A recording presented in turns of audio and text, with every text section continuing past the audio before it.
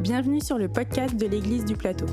Quel que soit votre parcours de foi jusqu'à aujourd'hui, nous espérons que le message que vous êtes sur le point d'écouter vous aidera à mieux connaître Dieu tel qu'il se révèle dans la Bible et à découvrir la vie qu'il veut vous offrir.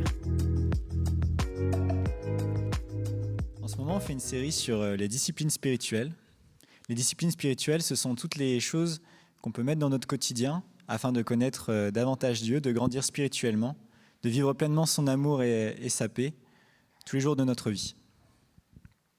Des choses qui sont parfois pas faciles, des choses qu'on ne ferait pas forcément intuitivement. Et aujourd'hui, je voulais partager quelque chose de pertinent, quelque chose qui toucherait davantage notre Église spécifiquement. Quelle serait la discipline spirituelle qui nous manquerait dans cette Église ? Ou on ne serait pas forcément qui nous manque, mais on pourrait davantage travailler. Et du coup, j'ai longuement réfléchi, j'ai longuement prié, pendant des heures, des jours, des années, parce que c'est vrai qu'on a quand même beaucoup de qualités et il faut bien se jeter des fleurs. Mais bon, à un moment quand même, la réponse m'est venue, hein, on ne peut pas se mentir. Et c'est que trop souvent, nous avons honte de parler de Dieu par peur de mettre l'autre mal à l'aise. On a une qualité, c'est qu'on fait particulièrement attention à ce que les gens se sentent bien autour de nous. Mais cette qualité peut être aussi un défaut quand il en vient à dire la vérité. Quand il en vient à dire des choses qui potentiellement pourraient blesser. Quand il en vient à dire des choses où les autres pourraient, par exemple, avoir des a priori sur nous. Et j'ai foi que Dieu peut nous changer, que Dieu peut changer chacun, et qu'il va le faire. Et que proclamer, témoigner de qui Dieu est, de ce qu'il a fait pour nous, c'est une discipline spirituelle qui a en fait une portée collective. Ça va au-delà de nous. C'est pas juste pour notre propre croissance qu'on fait ça, on fait cela aussi pour celle des autres. Et si on a des gens autour de nous qui sont dans cette dynamique, on grandit également. Et pour motiver pourquoi c'est un sujet important, je tenais à vous dire deux choses. La première, c'est que chacun a une vision spécifique de Dieu, une vision qui va l'animer. Par exemple, moi, quand je me suis converti, Dieu, pour moi, c'était celui à qui on pouvait faire confiance, celui qui était parfait, celui qui ne nous déçoit pas. Notamment, j'ai eu plein de déceptions, que ce soit amoureuses ou en termes d'amitié. Et pour moi, Dieu, c'était vraiment celui, je savais qu'il allait jamais me décevoir, c'était Dieu. Puis ensuite, ma vision s'est un peu préélargie, et en écoutant la vision que partageaient les autres, j'ai pu comprendre d'autres choses. J'ai pu notamment rencontrer des gens pour qui Dieu, c'était la personne qui était maître de toutes choses, la personne qui gouvernait tout, la personne qui créait un cadre sécurisant dans lequel on n'avait pas à avoir peur car Dieu était là. Dieu était le moyen à la personne et aussi la personne qui éloignait la peur d'elle. J'ai rencontré aussi une fille un jour qui m'a beaucoup étonné parce que elle, ce qui lui plaisait chez Dieu, c'était son attention pour les bonnes manières et le respect. Mais comme vous le savez, pour certains, moi, les bonnes manières, c'est pas forcément mon fort. Mais en tout cas, pour cette fille, c'était vraiment très important. Et pour elle, Dieu, elle voyait dans la Bible que, il faisait attention à ça. Donc, surprenant, mais j'ai appris d'elle. J'ai appris que le respect, c'était important. J'ai appris que Dieu, il faisait aussi attention au respect. Et si l'on ne parle pas de Dieu, si on ne parle pas de ce que Dieu a fait pour nous, de qui est Dieu pour nous, comment on pourrait enrichir nos visions mutuelles ? Et aussi, comment tous ceux qui n'ont pas encore entendu parler de Dieu pourront en entendre parler et à leur tout mettre du sens dans leur existence, mettre une motivation, mettre un salut qu'il leur est donné. Notamment, quand vous regardez dans la sphère publique, à la télévision ou encore chez vos amis, quand on parle de Dieu, c'est rarement pour dire des choses très positives, si les gens ne sont pas chrétiens. Et même parfois, parmi les chrétiens, on a tendance à se plaindre. Ah là là, dans mon église, c'est comme ça. Ah là là, j'ai vu passer telle news. Ah là là, j'ai vu ça. Mais des choses positives, des choses lumineuses, des choses qui nous font avancer, en fait, c'est vraiment rare. Et c'est parfois tellement rare que, en fait, on en oublie de pourquoi on est là, pourquoi on est dans cette église, de pourquoi on avance, de pourquoi on parle à cette personne et de ce qui pourrait advenir, tout ce qui pourrait devenir, grâce à Dieu. Et donc, avant d'aborder le cœur du message, je tenais à vous faire un résumé. Comme ça, tous ceux qui ont mal dormi pourront s'endormir le reste du temps. Et que, comme ça, en 30 secondes, 1 minute, vous ayez à peu près une idée de ce que je vais dire et que vous puissiez vous repérer. Parce que j'aime bien faire des digressions parfois. Premièrement, tout le monde n'acceptera pas le message de l'Évangile. Tout le monde n'acceptera pas de se repentir. Tout le monde n'acceptera pas de communier avec Dieu, même s'il aurait donné une pleine liberté. Mais nombreux sont ceux qui aimeraient l'écouter. Deuxièmement, Dieu veut vous faire participer par votre témoignage. Dieu est grand, Dieu est tout-puissant. Il n'avait pas besoin de nous, mais il a choisi de passer par nous. Il ne vendra jamais de faire ce qui est impossible. Cependant, soyez prêts à faire et à dire des choses difficiles. Dieu ne nous encourage pas à faire preuve d'un esprit de timidité, mais d'un esprit de courage, avec douceur. La douceur n'est pas la timidité. Troisièmement, sachez que si vous êtes faible, c'est alors que vous êtes fort. Car en vous voyant, on ne verra pas quelqu'un d'inaccessible, supérieur aux autres, meilleur que tous les autres, mais quelqu'un d'imparfait, qui accepte de changer et qui est en train de le faire, grâce à Dieu. La gloire sera rendue à Dieu et non à votre personne. Et ça, c'est le plus important. On va revenir au premièrement. Tout le monde n'acceptera pas le message de l'Évangile, mais nombreux sont ceux qui aimeraient l'écouter.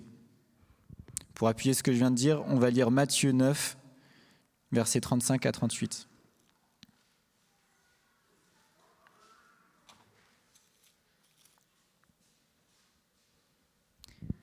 Jésus parcourait toutes les villes et les villages, enseignant dans les synagogues, prêchant la bonne nouvelle du royaume, et guérissant toute maladie et toute infirmité. Voyant la foule, il fut ému de compassion pour elle, parce qu'elle était languissante et abattue, comme des brebis qui n'ont point de berger. Alors il dit à ses disciples, « La moisson est grande, mais il y a peu d'ouvriers. Priez donc le maître de la moisson d'envoyer des ouvriers dans sa moisson. »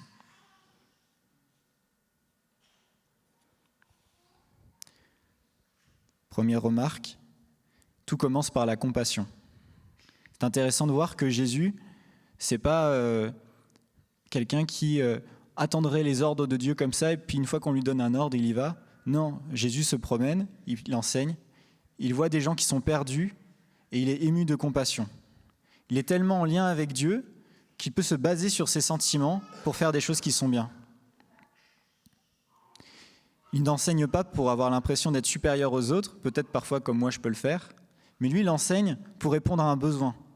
Il enseigne parce qu'il a compassion des gens.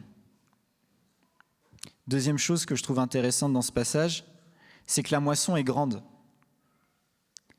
Ça peut paraître étonnant parce que dans notre quotidien, notre travail, chez nos amis, on n'a pas l'impression qu'il y a des choses à récolter parfois, que quand on parle de Dieu, les gens ferment leurs oreilles, les gens ne veulent pas entendre. Même nous, parfois, on ne veut pas entendre. Donc pourquoi cette moisson serait grande ? C'est étonnant. Il dit pourtant qu'il y a peu d'ouvriers. Comme si finalement, peut-être que parfois, les gens sont prêts à entendre, les gens sont prêts à écouter, il y a un vrai besoin. En tout cas, Jésus, lui, voit le besoin, il voit la compassion, mais en fait, des gens qui parlent de manière pertinente de Dieu, des gens qui arrivent à donner un message qui répond aux besoins de la personne, un message qui les tourne vers Dieu, ça, c'est rare. Et au lieu de se dire, il faut à tout prix qu'on change, il faut qu'à tout prix qu'on se force à plus parler de Dieu, il faut qu'à tout prix que je force les autres à plus parler de Dieu, il faut qu'à tout prix que je fasse ceci, cela, la première chose que dit Jésus, c'est prier le maître de la moisson. C'est intéressant parce qu'il dit que c'est par Dieu que cela va arriver. S'il y a un problème, c'est Dieu qui va le résoudre. Et si à vue humaine, on ne voit pas de problème ou on ne voit pas la solution, la première chose à faire, c'est de prier. Et je vais vous raconter une expérience qui commence par la prière. C'était une semaine après mon mariage. J'étais parti en conférence avec un ami dans le cadre de ma thèse. C'était sur l'éthique des algorithmes, un sujet assez fumeux. Et j'avais prié, j'avais écouté le prêche que je n'avais pas pu entendre le dimanche parce que j'étais parti en train. Et je me disais, j'avais envie de parler du prêche dans la journée. Et donc, à la fin de la conférence, on était parti aller boire des bières avec les gens. Il y avait une des conférencières qui parlait de l'éthique des algorithmes, qui était en fait une enseignante-chercheuse en informatique qui s'était mise à la philosophie et à l'éthique. Et donc, elle nous disait à quel point la philosophie, c'était génial, l'éthique, c'était génial, et puis elle n'arrêtait pas de se plaindre de la société. Tellement que ça commençait à se voir sur les visages que ça saoulait un peu tout le monde, et moi également. Et puis, elle nous disait surtout que c'était la philosophie qui allait changer la société, qu'il manquait juste de l'éducation, mais qu'une fois que les gens, on allait leur enseigner la philosophie, c'est bon, tous les problèmes allaient disparaître. Puis à ce moment-là, j'ai pris la parole alors qu'on ne me l'avait pas donnée. Et puis j'ai dit, moi je pense pas. Moi je pense que la philosophie ne résoudra pas tous les problèmes. Je pense que la société, elle est imparfaite et qu'elle le restera. Et que ce qui a besoin de changer, c'est pas la société, mais d'abord les gens. Et les gens, ils ont besoin de changer spirituellement avant de changer en termes d'éducation. Et que moi, je vivais ça dans mon église. J'ai peut-être peu de valeur morale, mais en tout cas, le peu que j'ai, je peux le vivre dans une communauté qui est proche de moi, pour au moins voir la difficulté que j'ai à la vivre, et que pour moi, ça me montre à quel point c'est difficile d'être bon, et que ça me décourage de me plaindre des autres. Et donc, ça les a un peu cloué le bec à tous. Ils m'ont regardé en mode, mais s'il sort d'où ce type? Surtout qu'avant, je parlais pas du tout comme ça. Donc, et après, ils ont tenté de réagir, mais bon, ils sont vite retournés dans leur discussion qui menait à rien. Et donc, ensuite, il y a un des gens à qui j'avais parlé qui est parti aux toilettes. Puis après, il est revenu avec un petit sourire et puis il m'a montré sur son téléphone, il y avait la page Wikipédia de l'économie bouddhiste. Et donc, il me fait ouais, « t'en penses quoi ?» Puis je regarde et puis il fallait bien gérer le travail et le repos. Bon, ça me semblait pas trop mal. Je fais bah ouais, c'est bien. En fait, il cherchait un peu à se faire valider pour voir si j'étais ouvert à la discussion. Donc je dis bah oui, c'est très bien. Et puis après, on a continué d'échanger. Et en fait, ce gars qui était pas chrétien, il commençait à me dire qu'il avait un rapport avec Dieu qui était quand même assez fort, quoi. Il me dit ah ouais, récemment j'ai lu l'Apocalypse, j'ai trouvé ça génial. Ah ouais, c'est le premier gars que je rencontre qui trouve ça génial. Hein, d'accord.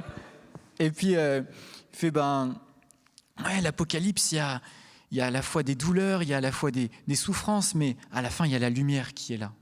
Il y a la lumière qui arrive et on voit que Dieu a le dernier mot. Et puis, c'était quelqu'un qui était très impliqué en écologie et tout ça. Il fait, puis moi, j'ai l'impression que l'Apocalypse, ça se manifeste déjà avec la crise écologique. Et moi, ça me donne du courage, ça me dit que voilà, peut-être que nous, on est limité, on n'arrivera pas à trouver des solutions, mais la lumière de Dieu, elle arrivera à venir. Et il dit, mais tu crois en Dieu? Il fait, je sais pas encore, mais par contre, j'ai l'impression qu'il y a quelque chose qui est supérieur à nous, et un jour, je m'en suis rendu compte. Ça m'a fait vraiment adorer cette entité supérieure, et ça a changé ma journée. Et depuis, j'ai l'impression que la plupart des problèmes, ils me paraissent vraiment diminués par rapport à la grandeur de Dieu. Et donc, je lui fais, il me fait, vous dites ça aussi dans l'église? Je fais, bien sûr. Il me dit, mais moi, mon interprétation, elle est un peu différente, je suis pas très littéral sur le texte. Je fais, oui, la plupart des chrétiens sont pas tout à fait littéral non plus. Il fait, ah ouais, c'est génial, tout ça. Puis, malheureusement, j'ai pas pris son numéro de téléphone. Mais en tout cas, moi, c'est vraiment, je fais pas ça tous les jours, hein, de partir tête baissée, dire un truc hors contexte, et puis après qu'il y ait des gens qui viennent me voir comme ça. Mais le peu de fois où j'ai pu le faire, ce que j'ai pu remarquer, c'est qu'il y a des gens qui s'en vont, qui sont pas intéressés, et il y en a d'autres en fait qui ils attendent que ça en fait.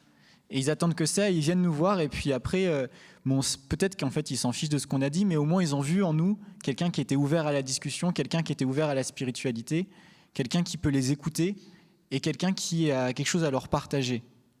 Et en fait, de pouvoir parler de Dieu, de pouvoir de partager les enseignements de Dieu, c'est quelque chose dont les gens ont envie, même s'ils ne le savent pas encore. Et ça donne de l'espérance aux chrétiens ou aux non-chrétiens, parce que chacun, au point où il en est, a une expérience avec Dieu, même s'il ne met pas forcément ses mots dessus.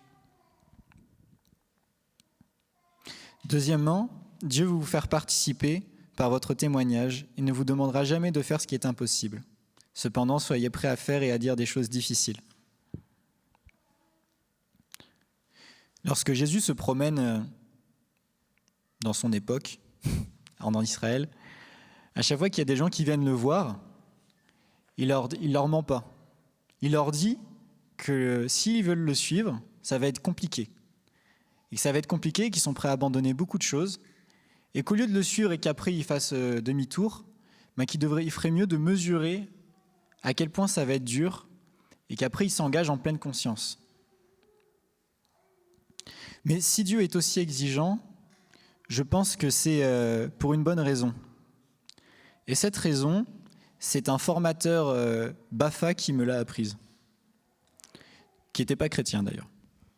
Et en fait, dans ma formation pour être animateur de colonies de vacances, il y avait un formateur donc, qui était très exigeant. Et un jour, j'avais fait une animation, il devait en juger. Tout le monde avait bien aimé, tous les participants avaient bien aimé, mais lui, il avait trouvé encore quelque chose à dire. Moi, je supporte mal la critique, et donc j'étais venu le voir à la fin, et je lui ai dit, mais pourquoi me plomber, quoi ? Et il me disait, si je te plombe pas, d'une part, tu vas pas progresser, et d'autre part, en fait, tu vas toujours utiliser tes propres capacités. Si je te dis que c'est bien quand tu fais quelque chose par toi-même, à quel moment tu vas appeler les autres pour t'aider ? Et donc, il me dit, en colonie de vacances, on a besoin d'un esprit de groupe, on a besoin des animateurs qui réfléchissent en groupe, on n'a pas besoin de juste des gens, des individus qui se pointent et qui font leurs heures et qui repartent. Non, on veut vivre quelque chose ensemble. Et pour vivre quelque chose ensemble, on a besoin parfois de monter le niveau pour qu'on puisse trouver les ressources ensemble pour répondre à cette nouvelle contrainte. Et dans la pédagogie de Jésus, il y a cette même chose. C'est qu'on doit être prêt à tout quitter, non pas parce que Jésus a envie de nous plomber, pour nous plomber, mais parce qu'en fait, il veut que d'une part, on puisse réfléchir en groupe, en église, qu'on puisse profiter des dons de chacun, comme j'ai dit, de la vision de Dieu de chacun, mais aussi de ce que peut enseigner chacun. Mais aussi, le groupe ne suffit pas avec Jésus. On a besoin de Dieu. Et il y a des choses que seul Dieu peut faire dans notre vie. Et si on se fixe toujours des objectifs qu'on peut atteindre, à aucun moment on va rentrer en relation avec Dieu, en fait. Et donc, il y a un message fondamentalement bon au fait de se mettre la barre plus haut, c'est qu'en fait, ça nous poussera toujours davantage vers Dieu. Et ça, de manière, parfois, ça peut être un peu perturbant, ça peut créer des angoisses, ça peut créer des peurs. Mais si c'est pour nous rapprocher de Dieu et vivre une communion, c'est quelque chose qu'on doit faire. Et pour appuyer ce que je viens de dire, je vais vous lire Marc 8, versets 34 à 38. Où dans ce passage, Jésus, comme une des nombreuses fois, parle de ce que doit faire un disciple pour pouvoir le suivre.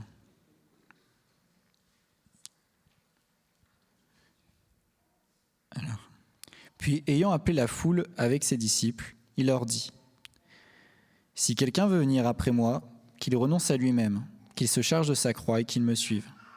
Car celui qui voudra sauver sa vie la perdra. Mais celui qui la perdra, sa vie à cause de moi, la retrouvera. Et de la bonne nouvelle la sauvera. Et que sert-il à un homme de gagner tout le monde s'il perd son âme ? Que donnerait un homme en échange de son âme ? Car quiconque aura honte de moi et de mes paroles au milieu de cette génération adultère et pécheresse, le Fils de l'homme aura aussi honte de lui, quand il viendra dans la gloire de son Père, avec les saints anges. »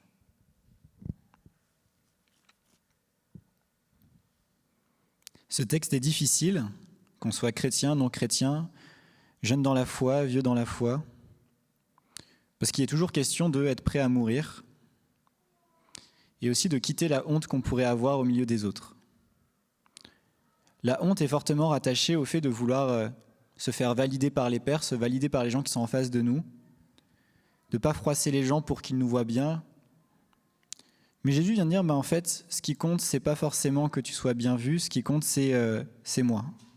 Ce qui compte, c'est que tu puisses vivre au-delà de toi-même. Ce qui compte, c'est que tu ne comptes pas seulement sur tes propres forces pour pouvoir maîtriser ta propre vie afin de garder ta vie, mais non, en fait, que tu puisses voir au-delà, et si tu meurs, tu meurs, mais au moins, moi, la vie, je te la donnerai car je suis Dieu.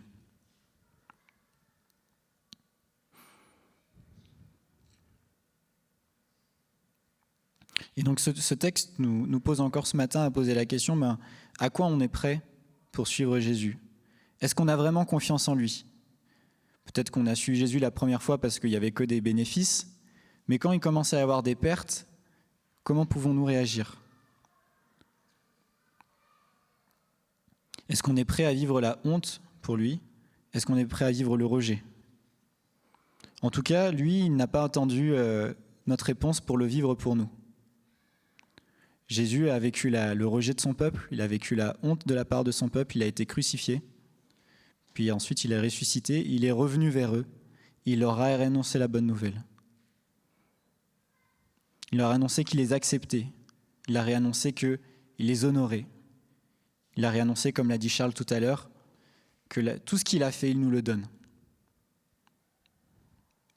Et ceci se voit clairement aussi sur les apôtres. L'apôtre Pierre qui était un disciple très impliqué, peut-être le plus impliqué, qui est resté 3 ans avec Jésus et qui a renié Jésus 3 fois, qui a eu honte de lui 3 fois, qui l'a rejeté 3 fois.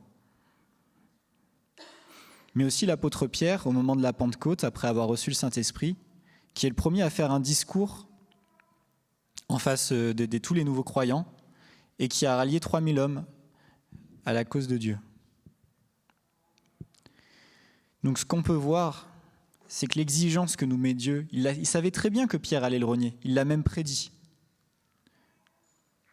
Mais pourtant, Pierre a vécu assez longtemps pour recevoir le Saint-Esprit, pour changer son attitude. Pierre a vécu assez longtemps pour témoigner aussi de son amour pour Dieu et de vivre une vraie aventure avec Dieu. Parce que c'est à ça qu'il nous attend. Là, je voulais vous partager 3 points très pragmatiques pour pouvoir avancer l'étape de « on a honte de parler de Dieu » à « ça nous fait plaisir ». Première étape, qu'on réponde aux questions quand on nous en pose et que ça peut impliquer Dieu. Par exemple, tu as fait quoi ce week-end ? Je suis allé à l'église. Qu'est-ce que tu as fait ces vacances ? Je suis allé voir cette personne. Tu la connais d'où cette personne ? C'est quelqu'un que je connais depuis l'église ou c'est quelqu'un qui m'a partagé quelque chose sur Dieu et puis je l'ai rencontré. Simplement répondre aux questions. Un témoignage que je peux vous donner à ce sujet, c'est que moi, à chaque fois qu'on me pose la question « Qu'est-ce que tu veux faire plus tard ?» Comme là, je suis dans le domaine de la recherche, je dis enseignant-chercheur, mais aussi une vérité, c'est que j'aimerais bien faire pasteur sur le long terme. Donc à chaque fois, je suis tenté de dire juste enseignant-chercheur et cacher le reste, sachant plus que je suis disant en milieu professionnel, et parfois je le fais. Et souvent, 5 minutes après, j'ai des remords, je dis « Mais quand même, c'est un peu con, pourquoi j'ai dit ça, quoi ?» Et du coup, après, je reviens voir cette personne, un peu hors contexte, et je fais la question que tu m'as posée tout à l'heure, en fait, j'ai pas tout dit. J'aimerais aussi être pasteur. Donc la personne, elle voit ma sincérité, et puis elle dit « Ah ouais, pourquoi ?» Elle trouve ça bizarre, et puis après s'engage une conversation qui est très intéressante et qui va assez loin. Donc parfois, juste le fait de répondre à une question, même si ça peut faire peur, c'est le début. Deuxième étape, c'est avoir envie de poser des questions de la même manière que Jésus. C'est-à-dire que Jésus, il cherche à poser la question de qui est pertinente pour la personne. Qu'est-ce qui manque à la personne ? Quel est son défaut ? Qu'est-ce qui est manifeste dans sa vie qui pourrait aller mieux s'il y a Dieu dedans ? Et donc, pour ça, on peut prier, pour ça, on peut réfléchir, pour cela, on peut se renseigner sur la personne. Tout ça, c'est un acte d'amour, c'est un acte qui peut se faire aussi avec Dieu. Il y a des gens qui ont un don de discernement et qui peuvent dire... Dans ton passé, tu as fait ceci, cela, il te manque ceci, cela, Et genre, ça fait même pas 5 minutes qu'ils connaissent la personne et c'est bon. Bon, il y en a d'autres, ça prend un peu plus de temps. Il y en a d'autres, il faut des années pour pouvoir comprendre. Il faut se marier avec pour avoir une parole qui peut être à peu près encourageante. Mais bon, on commence d'où on peut et on va. Le but, c'est d'être dans une approche d'amour, de savoir pousser l'autre vers Dieu, même si cela peut la déranger. Troisième étape, c'est on n'attend pas d'entendre une question, on n'attend pas de poser une question hors contexte, parce que ça nous fait plaisir, on partage sur ce qui nous anime, comme j'ai pu faire par exemple à la fin de la conférence. Donc je ne m'arrêterai pas sur cette liste de conseils pragmatiques, parce que je n'ai pas envie de finir cette prédication sur ce que vous devez faire et après, hop, il n'y a plus qu'à. Mais j'ai plutôt envie de finir sur moi, ce qui me rend heureux, et également sur ce que Dieu peut faire avec vous. Parce que, en fait, pourquoi c'est une discipline spirituelle aussi ? C'est pas parce que ça va vous faire grandir. La confrontation, ça fait grandir. Dépasser ses peurs, ça fait grandir. Dépasser la honte, ça fait grandir. Et en même temps, en partageant, vous vous souviendrez de ce qui vous anime au plus profond de vous. Vous vous souviendrez de ce que le Saint-Esprit a fait pour vous, et le Saint-Esprit parlera à travers vous, et vous dites « moi je suis capable de dire ça », et ça vous étonnera vous-même. Troisièmement, sachez que si vous êtes faible, c'est alors que vous êtes fort, car en vous voyant, on ne verra pas un homme ou une femme supérieur aux autres, mais un homme ou une femme imparfaite, en train de changer grâce à Dieu. La gloire sera à Dieu, le gloire sera rendue à Dieu et non à votre personne. Et pour appuyer ce troisième point, et moi personnellement qui m'a fait beaucoup bien cette semaine, c'est l'exemple de l'apôtre Paul. L'apôtre Paul qui, peu importe les situations, est prêt à témoigner de sa faiblesse, de sa vulnérabilité. L'apôtre Paul qui témoigne de sa vulnérabilité, de sa faiblesse, mais qui à chaque fois en appelle à Dieu. À chaque fois on dit, en fait oui je suis faible, mais j'ai réussi à faire tout ça, grâce à Dieu. Et regardez, moi je suis au même plan que vous, et parfois c'est difficile pour moi aussi. Notamment en 2 Corinthiens 12, versets 8 à 10, que je vais lire. Paul partage une souffrance physique ou une souffrance spirituelle qu'il peut avoir et qui lui est imposée, de manière presque mystique. Verset 8, il dit « 3 fois j'ai prié le Seigneur de l'éloigner de moi », en parlant de la souffrance. Il m'a dit « Ma grâce te suffit, car ma puissance s'accomplit dans la faiblesse. Je me glorifierai donc bien plus volontiers de mes faiblesses, afin que la puissance de Christ repose sur moi. C'est pourquoi je me plais dans les faiblesses, dans les outrages, dans les calamités, dans les persécutions, dans les détresses, pour Christ. Car quand je suis faible, c'est alors que je suis fort. »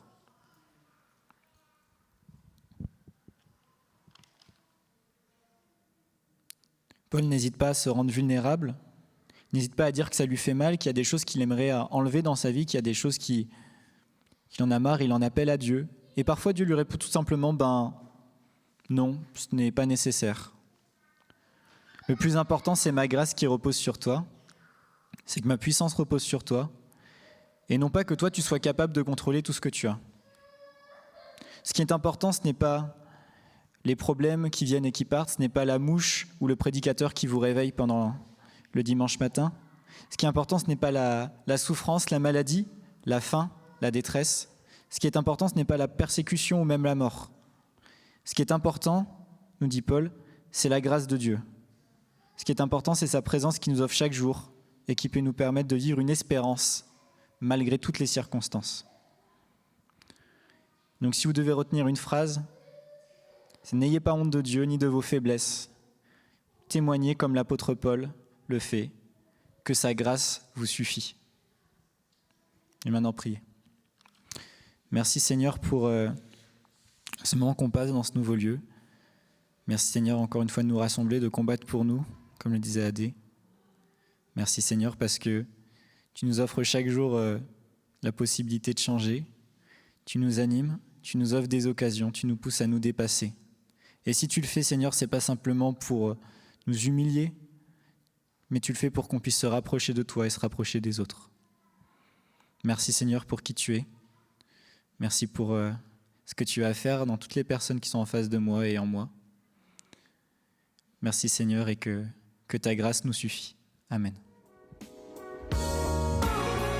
Si vous voulez en savoir plus sur le message que vous venez d'entendre ou sur l'Église du Plateau, contactez-nous sur notre site égliseduplateau.fr ou sur nos pages Facebook et Instagram.